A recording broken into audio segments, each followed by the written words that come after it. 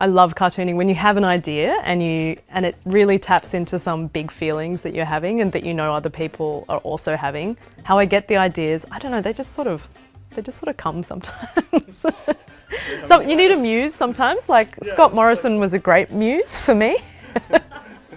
My imagination, because I'm senior and older, I see images every day all around me. Sometimes it annoys me because I'll be sitting at the kitchen table, there's a creased bit of paper, and I might see a crocodile sitting in front of me. The image in my mind is like a fairy floss machine.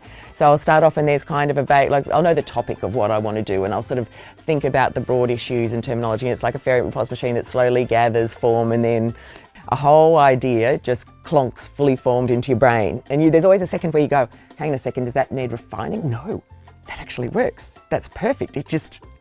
And that's really satisfying. That's when you're just like, yeah. I have one cartoon in the exhibition which is about Australia's glorified tents, i.e. our housing stock, and I think as a millennial, very well versed with rental properties, and you can create something that gives people a vehicle to express how they're feeling about an issue, or might even make some change about an issue that you really care about.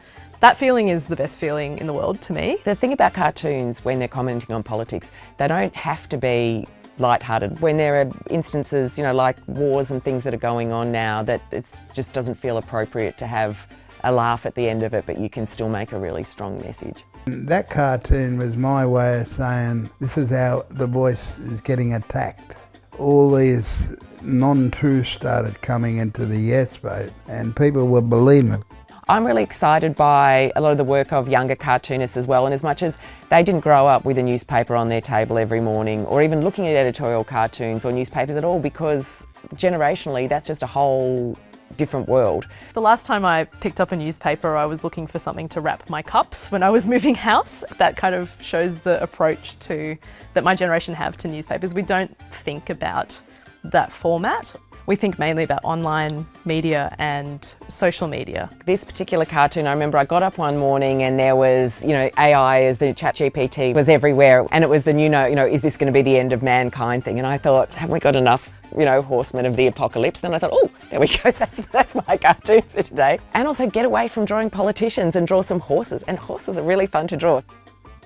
Usually I use pen and ink, black ink and black pen. So I pencil it in, then I'm actually using the computer to colour it. Then I go back to pen work and do all the pen work on top of the colour. I draw most of my cartoons digitally on an iPad, mainly because I'm quite stretched for time often, so it's very quick. I think people really like really bright colours, or maybe I just like really bright colours. So I like the iPad because you can get those really, really bright colours. And also I share mainly online. And so those bright colours really come through digitally. I get my piece of nice watercolour paper and draw first in pencil, then I draw black. I've got a pot of black ink and an old-fashioned dip nib, and I draw that, and I get my hairdryer going, then watercolour colours, and again each colour gets dried with a hairdryer, and then I hand scan it in. I do like doing political cartoons now because it gets me to do prime ministers, politicians, and occasionally if there's a lot of bad stuff I'll throw in a comical one just to slow it down a bit so people can have a bit of a laugh.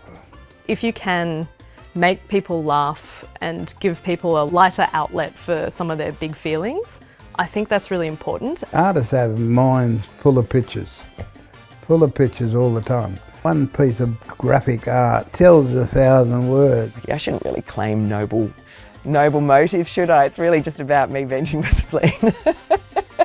Me going on a rant.